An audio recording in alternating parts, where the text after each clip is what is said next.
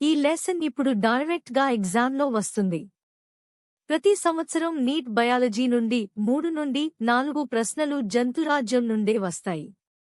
ఈ ఒక్క చాప్టర్లో పట్టు సాధిస్తే మీ స్కోరు 12 నుండి 16 మార్కులు అదనంగా పెరుగుతుంది. ఈ లెసన్ తర్వాత మీరు ప్రతి జంతువుల సమూహాన్ని దాని లక్షణాలతో సహా గుర్తించగలరు. జంతురాజ్యం అంటే ప్రపంచంలోని జంతువులను క్రమపద్ధతిలో వర్గీకరించే అధ్యయనం.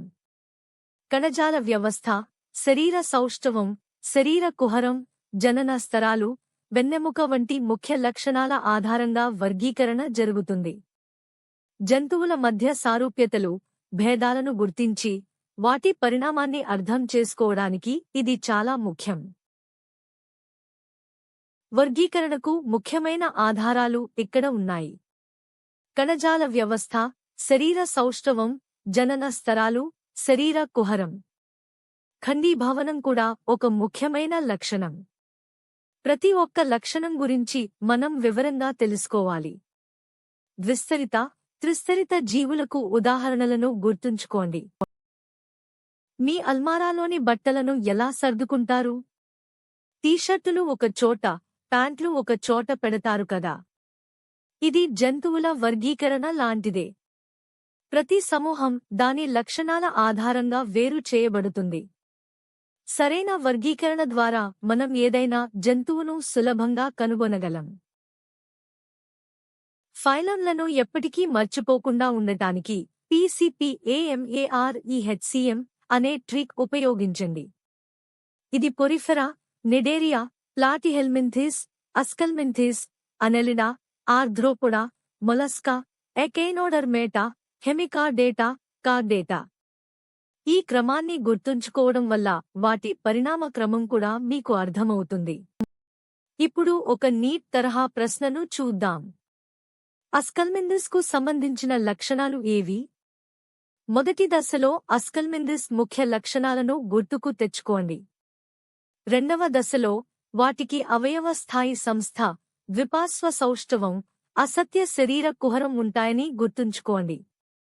మూడవ దశలో ఎంపికలను పోల్చగా బి సరైన సమాధానం.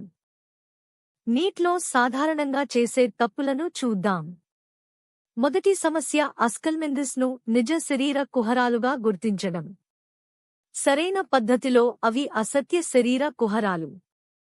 రెండవది, రేడియల్ సౌష్ఠవం గల జంతువులకు ఎకైనోడర్మేటాను మర్చిపోవడం.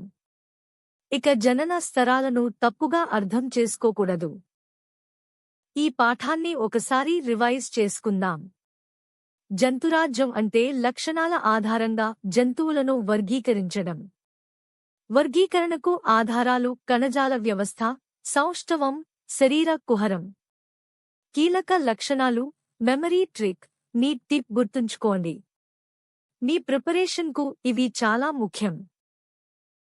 నీట్ పరీక్షలో సమయం చాలా ముఖ్యం. ఫీచర్ల నుండి ఫైలంను గుర్తుంచుకోవడం కన్నా ఫైలం ఉదాహరణల నుండి ఫీచర్లను గుర్తుంచుకోవడం వేగంగా ఉంటుంది. ఉదాహరణకు ఆస్కారిస్ అనగానే అది అస్కల్మింథిస్ అని దాని లక్షణాలు వెంటనే గుర్తుకు రావాలి. ప్రతి ఫైలం నుండి 2 నుండి 3 ముఖ్యమైన ఉదాహరణలను గుర్తుంచుకోండి. ఇప్పుడు మీ వంతు. ఈ ప్రశ్నను ప్రయత్నించండి. కింది వాటిలో ఏ జంతువు ద్విస్తరిత మరియు రేడియల్ సౌష్ఠవంను చూపుతుంది? సరైన సమాధానం హైడ్రా. వివరణ ఏంటంటే హైడ్రా నిడేరియా ఫైలంకు చెందినది.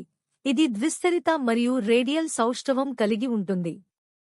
విద్యాపత్ యాప్లో ఇలాంటి మరిన్ని ప్రశ్నలను ప్రాక్టీస్ చేయండి.